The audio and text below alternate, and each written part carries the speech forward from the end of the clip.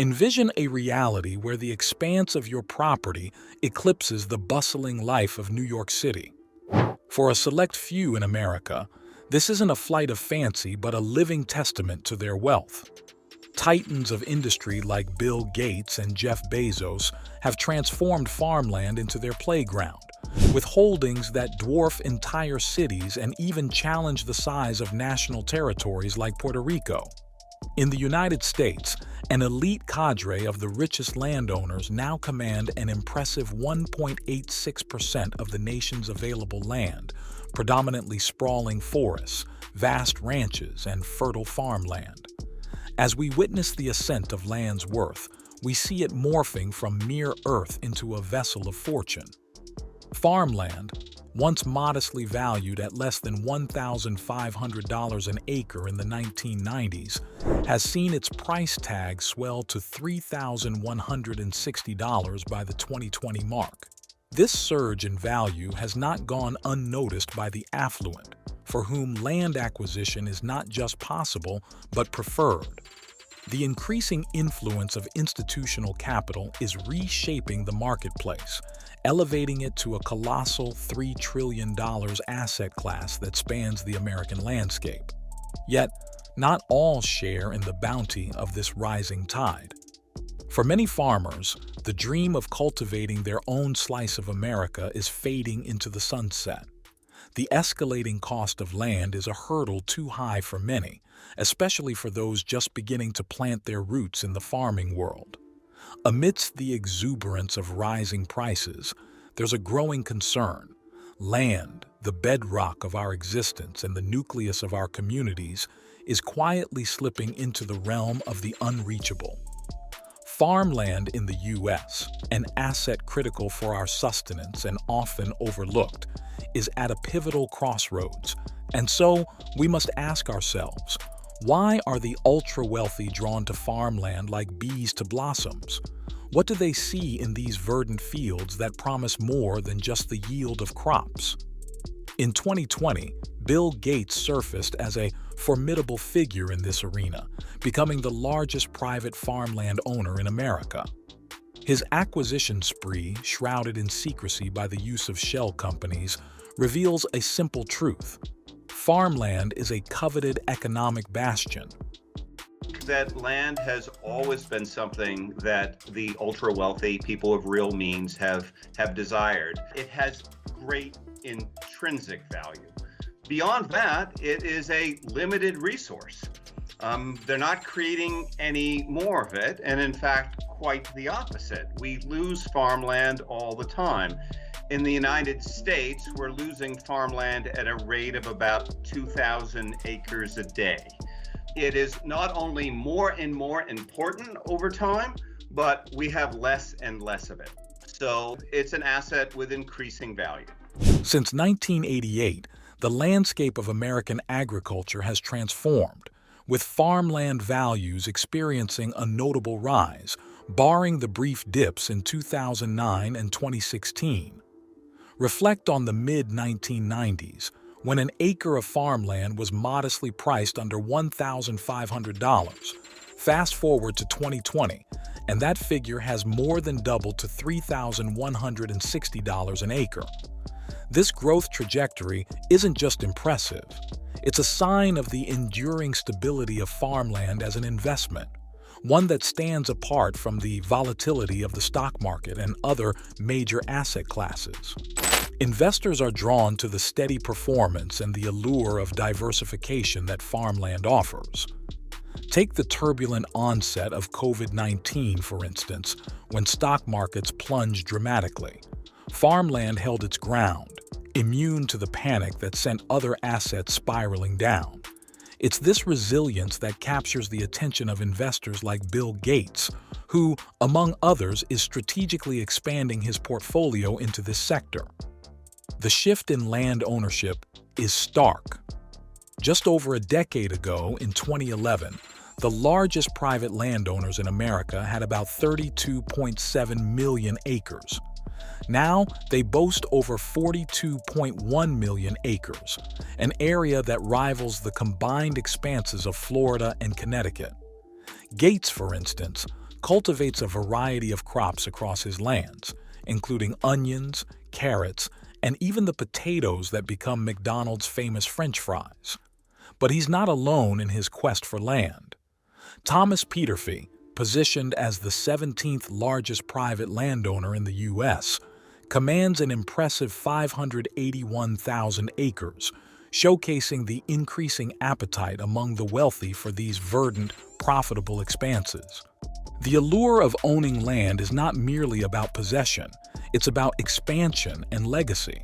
For farmers, the desire to annex adjacent parcels is a natural instinct, a silent strategy often executed with precision and discretion.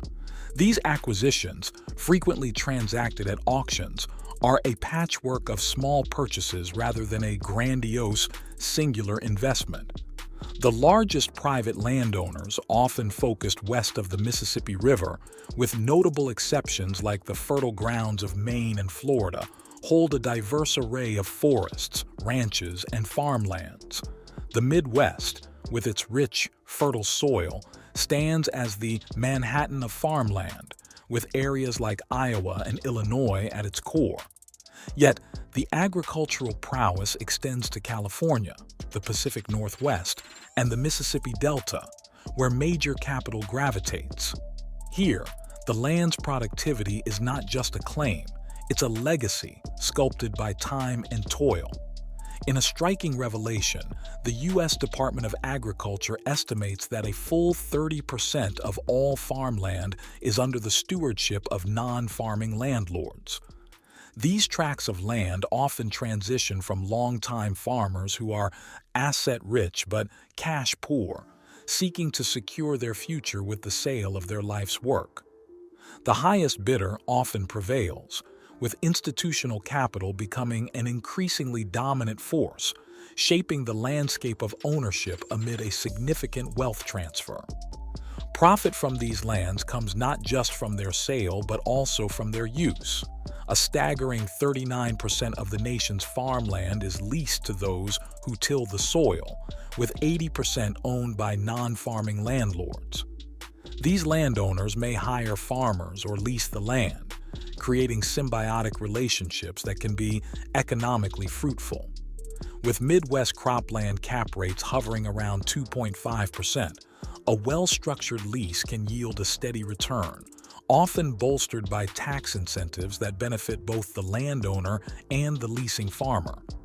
This shifting dynamic in farmland ownership has profound implications for American farmers.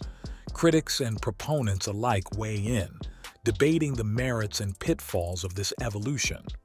Some see leasing as a beacon of hope, a means for new farmers to circumvent the daunting costs of land acquisition. Others view it as a barrier, an obstacle to the tradition of farming independence. What remains clear is that the American farmland narrative is being rewritten with every lease, every sale, and every harvest.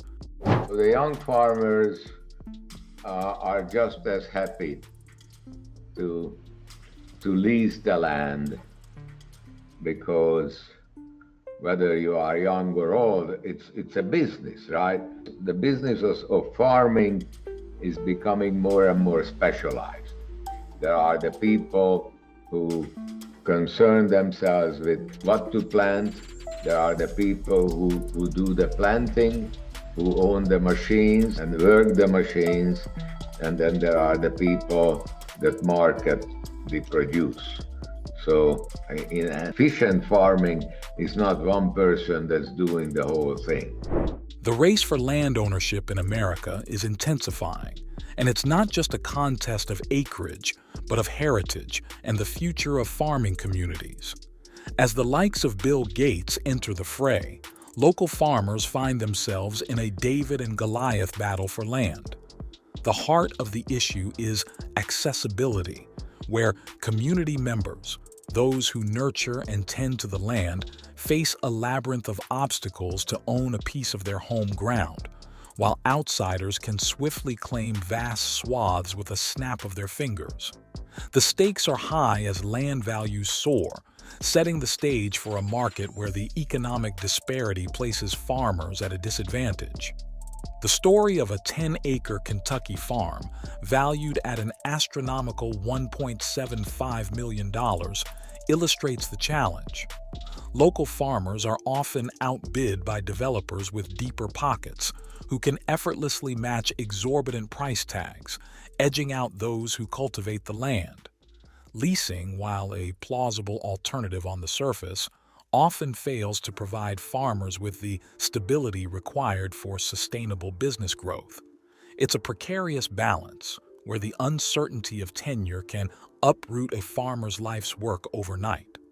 Beyond the fields, the influx of private land ownership has rippled into rural housing markets, escalating living costs, and in some areas, exacerbating poverty as towns lose their traditional industries. Amidst these shifting sands, the debate rages on about the role of private landowners in agriculture. Are they stewards or usurpers of the land's legacy? The coming years will see nearly half of America's farmland change hands, a monumental transition that begs the question: who will steward these lands? Can large landowners with their long-term vision become allies of the farming future, offering young farmers a foothold through affordable leases? The landscape of American agriculture is at a crossroads, with fewer farmers each year and a modest rise in young aspirants not sufficient to fill the void. The call to action is clear: to nurture the next generation of farmers by facilitating access to land, ensuring that America's farming heritage thrives. It's a narrative of hope and pragmatism, where the fusion of tradition and new guardianship can sow seeds for a bountiful harvest for generations to come. If you found value in this content, please help us grow. Subscribe to the channel, hit the like button, share with your friends, and leave your comments below. Your engagement makes all the difference and helps us continue producing quality content for you. Join our community now.